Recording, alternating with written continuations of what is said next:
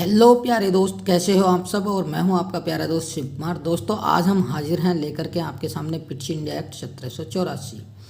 तो जानते हैं इसका नाम पिट्स क्यों पड़ा, क्यों ये इंडिया एक्ट है और 1784 में ही ये क्यों आया। ठीक है दोस्तों, तो चलिए आइए देर न करते हुए हम बढ़ते हैं आगे। दोस्तों, डुंडास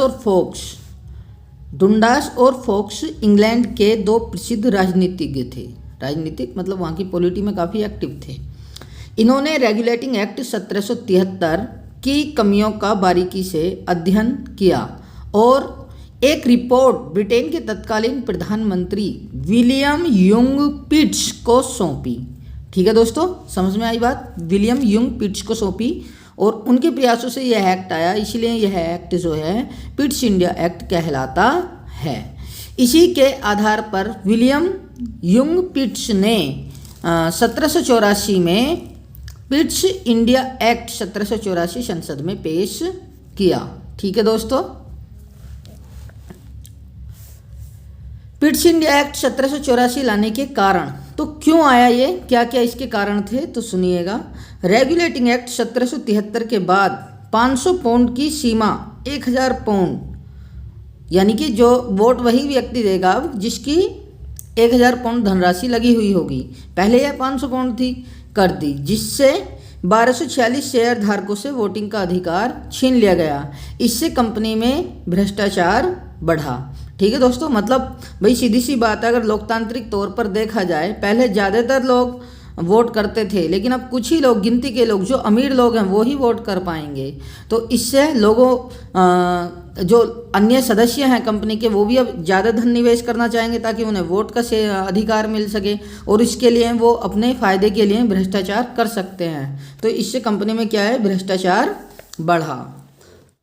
रेगुलेटिंग एक्ट 1773 के तहत मद्रास एवं बम्बई प्रेसिडेंसी को बंगाल प्रेसिडेंसी के अधीन कर दिया गया था। ठीक है दोस्तों, तो 1773 का रेगुलेटिंग एक्ट था हमारा। मद्रास एवं बम्बई प्रेसिडेंसी भी बंगाल प्रेसिडेंसी के अधीन थी, ये बात भी आपको पता है। अर्थात मद्रास एवं बम्बई प्रेसिडेंसी को कुछ भी कार्य करने के लिए बंगाल प्रेसिडेंसी से अनुमति लेनी होगी। लेकिन रेगुलेटिंग एक्ट की धारा 9 के अनुसार विषम परिस्थितियों में बम्बई एवं मद्रास प्रेसिडेंसी स्वविवेक से निर्णय ले सकती हैं। कंपनी ने इस धारा का दुरुपयोग किया। ठीक है दोस्तों, तो कंपनी ने इस धारा का क्या किया, दुरुपयोग किया। मतलब वो कह देती थी कि भाई विशेष परिस्थिति में तो हम ले सकते हैं, विषम परिस्थितियों में, और जो निर्णय विषम परिस्थितियों में भी नहीं होता था वो उसको भी विषम परिस्थितियों में बता करके निर्णय ले लेती थी। आगे, गवर्नर जनरल इन काउंसिल के 3 सदस्यों ने एक करके, मतलब 3 सदस्य, जो 4 सदस्य थे ना टोटल, मैंने बताया था आपको, बारवेल, मानसेल और 2 अन्य थे। इस प्रकार से तो गवर्नर जनरल इन काउंसिल के 3 सदस्यों ने एक कर लिया, और वो चाहे जिस निर्णय को चाहते थे वो उसी को पास करा लेते थे। तीनों एक साइड हो गए, बहुमत हो गया, कुल 5 सदस्य थे, तो वो किसी भी निर्णय को पास करवा सकते थे और किसी भी निर्णय को फेल करवा सकते थे। इसके बाद लॉर्ड कॉर्नवालिस ने संसद में बताया कि बंगाल में 1764 से 1784 तक अत्यधिक भ्रष्टाचार हुआ है। 1781-82 में इंग्लैंड की संसद ने वारेन हेस्टिंग को वापस बुलाना चाहा, किंतु कंपनी के अंशधारकों की सभा ने इसका सफलतापूर्वक विरोध किया। सफलतापूर्वक विरोध का मतलब है वो विरोध कर, जो जिसलिए उन्होंने विरोध किया कि वारेन हेस्टिंग ना आए, उसमें वो सफल रहे। इस प्रकार कंपनी पर संसद का अपर्याप्त नियंत्रण भी स्पष्ट हो गया। तो जब कंपनी का अपर्याप्त नियंत्रण स्पष्ट हो गया तो दोस्तों कंपनी पर, है ना, तो इंग्लैंड की जो गवर्नमेंट है वो चाहती थी कि भाई कंपनी पे नियंत्रण स्थापित हो, इसलिए भी वह पिट्स इंडिया एक्ट 1784 को लेकर के आई। ठीक है दोस्तों, तो ये हमने कारण पढ़े। आगे हम पढ़ते हैं पिट्स इंडिया एक्ट के क्या क्या प्रावधान थे।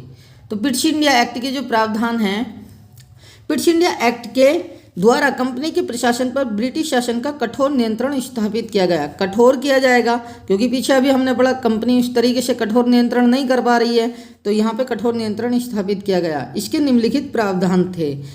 पहला, रेगुलेटिंग एक्ट 1773 के तहत परिषद में बहुमत न होने की स्थिति में गवर्नर जनरल निर्णायक मत देता था। ये बात हमने 1773 में आपको पढ़ाई थी। 1773 के एक्ट में पिट्स इंडिया एक्ट 1784 के द्वारा गवर्नर जनरल के निर्णय को सर्वोपरि कर दिया गया। ठीक है दोस्तों, परिषद अब केवल गवर्नर जनरल को सलाह दे सकती थी। यहाँ पे ये ध्यान रहे, पहले क्या था, पहले वो किसी भी निर्णय को, 3 सदस्य एक तरफ हो गए थे और वो किसी भी निर्णय को पास करा लेते थे, लेकिन अब ऐसा नहीं होगा और गवर्नर जनरल का जो निर्णय है उसको सर्वोपरि कर दिया। अर्थात गवर्नर जनरल ही चाहेगा किस निर्णय को पास करना है और किस निर्णय को पास नहीं करना है। वो अब केवल सलाह दे रहे हैं, उनसे बहुमत का अधिकार छीन लिया गया या वोटिंग का अधिकार छीन लिया गया।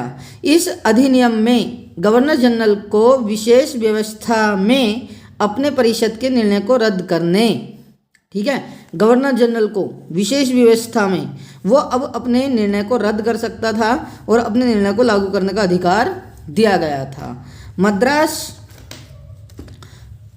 तीसरा, मद्रास तथा बम्बई प्रेसिडेंसी को पूर्णतः बंगाल प्रेसिडेंसी के अधीन कर दिया गया। ठीक है दोस्तों, पहले भी अधीन थी लेकिन अब पूर्णतः, वहाँ पे जो विशेष परिस्थिति थी, समझ रहे हैं आप, विशेष परिस्थितियों में धारा 9 के अनुसार तो वो निर्णय ले सकते थे ना बम्बई वाले और मद्रास वाले, लेकिन अब नहीं। भारत के गवर्नर जनरल की काउंसिल के समान ही बम्बई व मद्रास प्रेसिडेंसियों के लिए भी 3 सदस्यों की काउंसिल बनाई गई। ठीक है दोस्तों, तो ये एक नया और प्रावधान जोड़ा गया। प्रथम बार कंपनी के भारतीय प्रदेशों को अंग्रेजी राज्य के प्रदेश कहा गया। इस अधिनियम के द्वारा ये ध्यान रखना दोस्तों, जो कंपनी के शासित भारतीय प्रदेश थे अब उन्हें क्या कह दिया, कंपनी के नहीं अंग्रेजी राज्य के प्रदेश। सीधी सी बात है, अंग्रेजी राज्य के प्रदेश से मतलब है इंग्लैंड के प्रदेश कहलाएंगे अब वो, अर्थात कंपनी केवल नाम मात्र की यहाँ पर रह गई है। बोर्ड ऑफ कंट्रोल यानी कि BOC की स्थापना की गई है। ये सबसे इंपॉर्टेंट है दोस्तों इसका, किस अधिनियम के द्वारा बोर्ड ऑफ कंट्रोल की स्थापना की गई। तो कंपनी शासन पर प्रभावी नियंत्रण रखने के लिए, है ना, बोर्ड ऑफ कंट्रोल है ना, तो कंपनी शासन पर, ठीक है, जो कंपनी का शासन था उस पर प्रभावी नियंत्रण रखने के लिए इंग्लैंड में पिट्स इंडिया एक्ट 1784 के तहत 1784 में 6 कमिश्नरों का एक बोर्ड गठित किया गया। इसे भारत में अंग्रेजी अधिकृत क्षेत्रों पर, ठीक है, जहाँ जहाँ उनका क्या है कब्जा था, पर नियंत्रण का पूर्ण अधिकार दे दिया गया। इसके दोस्तों जो अध्यक्ष थे और सदस्य थे, इसके अध्यक्ष जो था वो राज्य का सचिव होता था, ठीक है, इंग्लैंड का जो सचिव होता था, राज्य सचिव, सेक्रेटरी ऑफ स्टेट, और इसके उपाध्यक्ष फाइनेंस मिनिस्टर ऑफ इंग्लैंड होते थे, यानी कि वित्त मंत्री होते थे। 4 अन्य सदस्य जो प्रीवी काउंसिल होती थी, लंदन की संसद से चुनी जाती थी, जो कि प्रीवी काउंसिल से लिए जाते थे। इन सभी की नियुक्ति ब्रिटिश ताज अर्थात राजा के द्वारा की जाती थी। सदस्यों के वेतन आदि का खर्चा भारत के राजस्व से वसूल करने का निर्णय लिया गया। दोस्तों आप समझ रहे हैं, उनका खर्चा, उनका वेतन कहाँ से जाएगा, उनका वेतन जाएगा भारत के राजस्व से, ठीक है, लेकिन वो काम, उनकी नियुक्ति कहाँ हो रही है, ब्रिटेन में हो रही है। और वो लोग रहेंगे कहाँ पे दोस्तों, ये भी ध्यान रखना, वो इंग्लैंड में ही रहते थे। वहीं पर ये टोटल 6 सदस्य थे, 4 प्रीवी काउंसिल से, 2 वहाँ का एक राज्य सचिव और एक फाइनेंस मिनिस्टर, ठीक है, लेकिन उनका वेतन कहाँ से जा रहा है, भारत से। काम कहाँ कर रहे हैं, इंग्लैंड में। देखो ये अंग्रेजों की चाल थी। संचालकों यानी कि जो बोर्ड ऑफ डायरेक्टर है, ठीक है, संचालकों द्वारा भेजे जाने वाले प्रस्तावित आदेश तथा अन्य पत्र भारत भेजने से पूर्व BOC द्वारा अनुमोदित होने चाहिए। अर्थात बोर्ड ऑफ कंट्रोल यदि उनको अनुमोदन देता है तो ही वो आगे जाएंगे, अन्यथा रद्द माने जाएंगे। BOC इन आदेशों में संशोधन, स्थगित या स्वयं नया प्रस्ताव तैयार करके भेज सकता था, ठीक है। BOC कंपनी के सैनिक, असैनिक, राजस्व, प्रशासन आदि के कार्यों पर निगरानी रखेगा। मतलब टोटल ओवरऑल BOC को दे दिया गया, ठीक है। तो BOC बहुत ज़्यादा इंपॉर्टेंट है, इसलिए आप ध्यान रखेंगे। BOC की अनुमति के बिना गवर्नर जनरल को किसी भी भारतीय नरेश के साथ संघर्ष आरंभ करने या किसी राज्य को अन्य राज्य के आक्रमण के विरुद्ध सहायता का आश्वासन देने का अधिकार नहीं था। अर्थात भाई आपको किसी से युद्ध करना है, सहायता देनी है, कुछ भी करना है, आप बिना BOC की अनुमति के नहीं कर सकते। इस अधिनियम के द्वारा शासन की द्वैध प्रणाली एक कंपनी द्वारा और दूसरी संसदीय बोर्ड द्वारा बना दी गई, ठीक है। ये भी इम्पोर्टेंट है, द्वैध शासन कौन से अधिनियम के द्वारा, तो पिट्स इंडिया एक्ट 1784 के द्वारा। तो दो बना दी गई, एक तो कंपनी शासन करेगी, दूसरा एक संसदीय बोर्ड, अर्थात हम कह सकते हैं संसदीय बोर्ड का मतलब बीओसी सही है, वो करेगा। यह व्यवस्था 1858 तक विद्यमान रही। 1858 में जब क्रांति होती है 1857 की, उसके बाद जब 1 नवंबर 1858 को इंग्लैंड में लंदन में नहीं, इलाहाबाद में जब महारानी विक्टोरिया का पत्र पढ़ता है लॉर्ड कैनिंग, उसके द्वारा ये खत्म कर दी जाती है। तो द्वैध प्रणाली क्या है ये जानते हैं। तो एक कार्य मैंने बताया बीओसी करेगा। बीओसी क्या करेगा? राजनीतिक व शासन संबंधी कार्य करेगा। और जो बीओडी है अर्थात बोर्ड ऑफ डायरेक्टर यानी कि संचालक मंडल जो है, यानी कि एक तरीके से कंपनी जो है, तो वो कंपनी क्या कार्य करेगी दोस्तों? वो व्यापारिक कार्य ही अब कर सकती थी। बीओडी अर्थात संचालक मंडल यानी कि कंपनी अपने कर्मचारियों की नियुक्ति स्वयं करेगा, जबकि इन्हें हटाने का अधिकार सम्राट के पास था। ठीक है दोस्तों, तो ये भी आपने जाना। इसके बाद इसका महत्व क्या है, इसका प्रभाव क्या है, तो उसके बारे में भी हम जान लेते हैं। तो पहला है, पहली बार कंपनी के भारतीय राज्यों को अंग्रेजी राज्य का अंग माना गया है। तो इसका महत्व यह है, जो कंपनी शासित क्षेत्र थे भारत के अंदर, अब उनको क्या मान लिया? भारतीय राज्यों को उन्हें अंग्रेजी राज्य अर्थात इंग्लैंड का मान लिया गया। यहीं से तो इंग्लैंड के शासन की एक तरीके से शुरुआत हो रही है। हम ये भी कह सकते हैं कि इंग्लैंड के शासन की औपचारिक रूप से शुरुआत कहाँ से होती है? पिट्स इंडिया एक्ट 1784 के द्वारा होती है।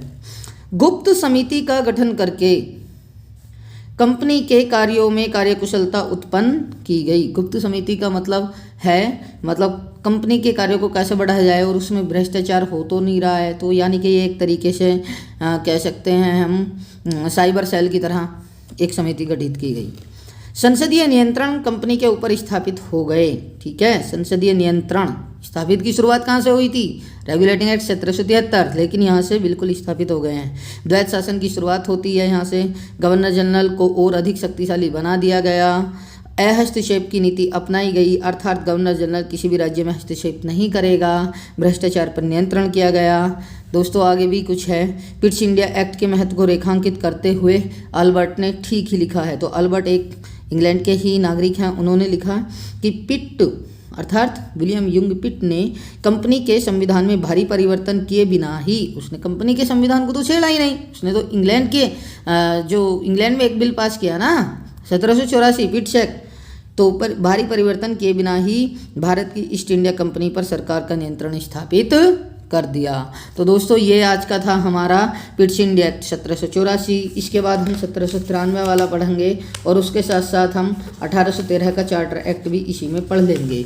तो दोस्तों आज के लिए बस इतना ही। यदि आपको हमारी वीडियो और नोट्स अच्छे लग रहे हैं तो कृपया वीडियो को ज़्यादा से ज़्यादा शेयर करें, लाइक करें, कमेंट करें और हमारे चैनल को सब्सक्राइब करें। धन्यवाद।